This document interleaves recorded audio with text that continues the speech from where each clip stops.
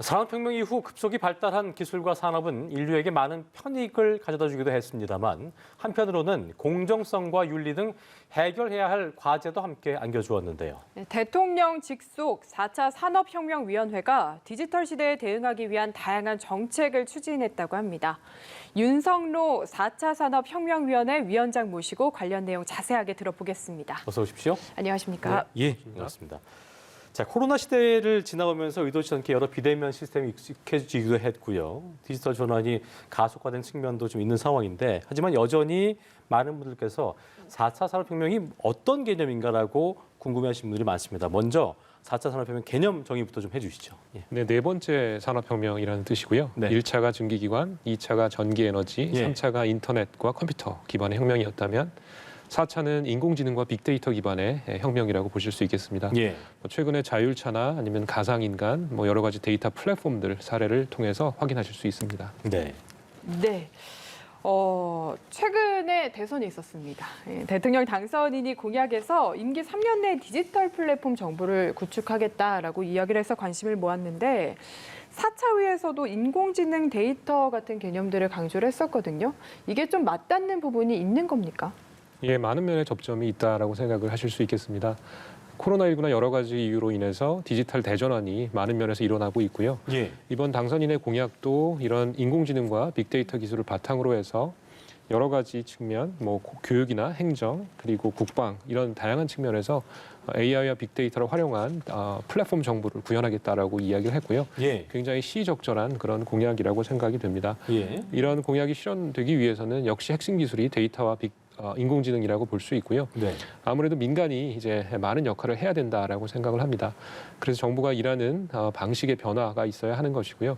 그런 면에서 또 역시 당선인께서 민관 합동위원회의 역할을 강조하셨는데 저희 4차위가 그런 사례라고 볼 수 있겠습니다. 그렇군요. 자, 그동안 4차 위원회가 다양한 활동들을 해왔다고 저희가 들었는데요. 주로 어떤 성과들이 있었는지 하나 좀 짚어볼까요? 네, 우선 데이터 측면에서는 데이터 3법의 개정을 이루어서 디지털 경제의 물꼬를 텄다라고 볼 수 있고요. 예. 인공지능과 관련된 국가 전략을 또 저희가 제안을 했습니다. 그래서 여러 가지 범부처적인 인공지능 전략이 이제 수립될 수 있도록 도왔고요. 그리고 여러 가지 이제 민간이 원했지만 개방이 어려웠던 그런 데이터들이 있었는데 그런 예. 것들을 이제 개방할 수 있도록 많은 노력을 기울였습니다. 그리고 무엇보다 최근에 마이데이터라고 하는 그런 개념이 제안이 되었고 예. 올해 1월에 금융 분야를 중심으로 해서 이제 출범을 시켰고요. 그래서 다양한 노력을 기울였다라고 생각을 합니다. 예. 이게 4차 산업혁명위원장이셔서 그런지 참 간단하게 핵심만 잘 얘기를 해주시는 것 같습니다. 네. 마지막에 마이데이터 사업 얘기를 하셨는데 이게 저도 참 관심이 많이 갖고 워낙 금융 정보가 다양하게 좀 흩어져 있잖아요. 그래서 그렇습니다. 모아둔다고 하니까 정말 좋겠다 했는데 생각보다는 이용이 잘 안 되는 것 같아요. 예, 마이데이터라고 하면 일단 나의 데이터라는 뜻이고요. 그 정보를 소유한 개인이 동의를 하고 거기에 의거해서 이제 여러 가지 데이터들을 모으고 그리고 제3자가 그걸 바탕으로 해서 분석할 수 있도록 해주는 그런 내용이라고 볼 수 있고요. 예. 올해 1월에 이제 금융 쪽 마이데이터가 출범을 했습니다. 그래서 조금 아직 가시화되지 않은 것이냐라고 하는 우려를 해주셨는데 예. 이제 벌써 한 1,800만 명 정도 되는 국민이 이제 금융 마이데이터 이용을 시작하셨고요. 저도 가입은 했는데. 아, 그러셨습니까? 800만 명이요. 예. 네네. 그렇군요. 그리고 더 중요한 것은 예. 이제 금융을 넘어서 다양한 분야에서 마이데이터 관련된 노력이 이제 시작이 되고 있다라는 점입니다. 예를 들면 이제 금융이 가장 자산관리 앱이나 은행이나 금융기관 여러 가지 정보를 이제 손쉽게 이용하시고 또 쉽게 모을 수 있는 그런 데이터이다 보니까 이제 가장 먼저 앞서 나가고 있는 그런 분야라고 볼 수 있고요.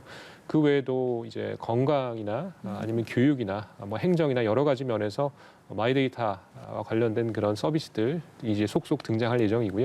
예. 이를 통해서 이제 국민들이 정보 주체로서 자기 결정권이라는 것이 있는데 그런 것들을 조금 제고할 수 있고 무엇보다 디지털 경제의 어떤 핵심으로서 다양한 가능성을 만들 수 있을 것으로 생각을 합니다. 물론 이제 조금 사용을 주저하시는 그런 분들도 계세요.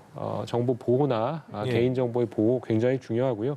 그리고 그런 것이 유출되지 않도록 하는 노력도 굉장히 필요할 것입니다.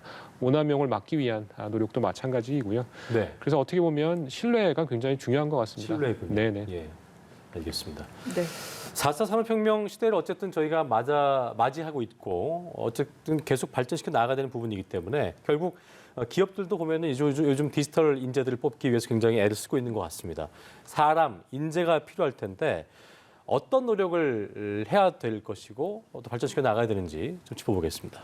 예, 결국은 사람이 모든 것을 하기 때문에 그렇습니다. 이제 인재 양성의 중요성은 아무리 강조해도 지나치지 않고요. 제가 또 교육자이다 보니까 교육에 예. 많은 관심을 가지고 있습니다. 4차 산업혁명 시대에 이제 새로운 인재의 육성의 중요성은 이제 굉장히 크고요. 뭐 초중고로 보면 지금 현재 우리나라의 초중고 학생들은 입시에 너무 이제 몰입돼서 입시 예. 중심의 교육을 받고 있습니다. 그러다 보니까 새로운 기술이나 아니면 뭐 이 외연을 넓히고 시야를 확대할 수 있는 그런 기회가 조금 제한되어 있는 것이 아닌가라고 생각을 하고요. 4차 산업혁명을 비롯한 새로운 혁신의 물결에 동참할 수 있도록 초중고부터 다양한 교육이 필요하다고 생각합니다. 물론 이런 학생 교육을 위해서는 교원의 육성도 굉장히 중요하고요. 그렇죠. 역시 예. 또 쉽지 않은 그런 면이기도 합니다. 그리고 학생들이 참고할 수 있는 다양한 교재나 이런 정보들이 역시 효과적으로 준비가 되어야 될 것 같고요. 그리고 이제 대학으로 가면 이제 대학도 많이 변해야 된다라고 생각을 합니다. 최근에 코로나로 인해서 온라인 교육 같은 것들이 대학에도 확대가 되고 있는데 중요한 강의나 이런 것들 온라인으로 학생들이 많이 보고 있고 대학의 역할이 어떻게 될 것이냐, 대학의 역할을 재정립해야 되는 것이 아니냐 이런 목소리가 나오고 있을 만큼 대학 교육도 많은 영향을 받고 있습니다. 그리고 우리가 금융에서 주기적으로 우리가 가지고 있는 포트폴리오를 이제 다시 이렇게 밸런싱을 다시 하잖아요. 뭐 주식과 채권의 비율을 조절한다든지 교육도 마찬가지로 시대의 변화에 맞추어서 이제 조금 리밸런싱을 해줄 필요가 있고요. 예. 그러다 보니까 이제 중요한 사회적 수요가 높은 그런 분야 그리고 전통적으로 중요하고 앞으로도 중요할 그런 분야들에 대한 그 밸런싱이 계속 중요할 것입니다. 그리고 기업에서 요구하는 어떤 인재를 대학에서 제대로 기르지 못한다라고 하는 비판도 있습니다. 그런 것들을 조금 해소하기 위해서 다양한 산학 협력이나 아니면 현장감 있는 그런 교육도 역시 중요하겠고요. 예. 그리고 기업의 경우에도 최근에 4차 산업혁명 기술, 뭐 흔히 데이터, 네트워크, AI라고 하는 그런 관련된 기술들의 수요가 아주 높아지고 있는데요. 재직자를 중심으로 그런 새로운 기술에 대한 전환 교육 이런 것도 굉장히 중요합니다. 그래서 기업에서도 4차 산업혁명과 관련된 기술에 대한 재교육 논의가 활발하고요. 그리고 일반인들도 이제 디지털 리터러시라고 하죠. 디지털 기술 그리고 4차 산업혁명 기술에 대한 이해도나 이런 것들을 높이려는 그런 노력이 굉장히 중요하고요. 예. 그리고 최근에 이제 뭐 주문을 위해서 키오스크를 많이 활용하는데 예. 그 앞에서 어려움을 겪었다라고 하는 그런 노년층의 어려움이 기사화된 적이 있습니다. 그래서 그런 디지털 격차를 해소하기 위한 노력도 역시 중요하다라고 생각을 합니다. 네, 알겠습니다. 4차 산업혁명이 뭐 단편적으로 그쳐서는 안 되고 계속해서 이어져야 할 것이 아닐까 싶은데 예. 지속적인 대응을 위해서 차기 정부에 뭔가 당부하고 싶은 말씀이 있다면 들어보고 싶네요. 예, 새로운 정부에서도 예를 들면 취임식의 두 가지 키워드가 4차 산업혁명과 통합이다 이렇게 말씀을 하셨고요. 그만큼 이제 정부를 넘어서는 그런 중요한 뭐 어떤 문명의 새로운 혁신이라고 볼 수 있고요. 여러 가지 혁신들이 이루어지고 그런 혁신의 과실을 국민들이 고루 누릴 수 있어야 될 것입니다. 그리고 새로운 산업과 기존 산업의 갈등 같은 것들이 이제 피할 수 없는 상황이 많이 있고요. 그러다 보니까 그런 갈등의 조정이나 이런 것도 핵심적인 역할로 4차 위에서 이제 관심을 기울이고 있고요. 그래서 그런 노력이 계속 이어져야 된다라고 생각을 하고 무엇보다 정부는 민간의 조력자로서 민간이 잘 이제 뜻을 펼칠 수 있도록 돕는 그런 역할을 해야 됩니다. 즉 민간과 정부가 잘 협력하는 그런 민관 소통이 매우 중요하겠고요. 그런 과정에서 사회적인 합의나 이런 것들을 도출하는 즉 갈등을 조절하는 이런 역할도 아주 중요합니다. 그리고 무엇보다 디지털 플랫폼 정부를 말씀을 이제 하셨는데 당선인께서 4차위와 같은 그런 민관 합동위원회가 많은 역할을 해왔고 뭐 그런 역할이 계속 계승되어야 된다고 생각을 합니다. 4차위가 많은 노력을 기울였지만 이제 실행력이나 이런 면에서 조금 보완이 된다면 조금 더 업그레이드가 된다면 보다 효과적으로 디지털 플랫폼 정부를 구현하고 결국 국민들이 많은 혜택을 누릴 수 있는 그런 좋은 결실로 이루어지리라 생각을 합니다. 자, 그리고 4차 혁명미가 현재 개방을 추진하고 있는 미개방 핵심 데이터들이 있는 걸로 알고 있는데 어떤 것들이 있습니까? 예, 이제 과거에 마치 주민등록번호처럼 사업자 등록번호를 어떤 민감 정보로 오해를 하셔서 이제 활용을 조금 꺼리는 그런 경우가 있었습니다. 그래서 저희가 그런 사업자 등록번호 개방을 이끌어냈고요. 그리고 판결서나 이런 그 여러 가지 법조계 정보도 굉장히 유용한데 그런 것들도 이제 조금 개방해 주십사 저희가 요청을 드렸고요.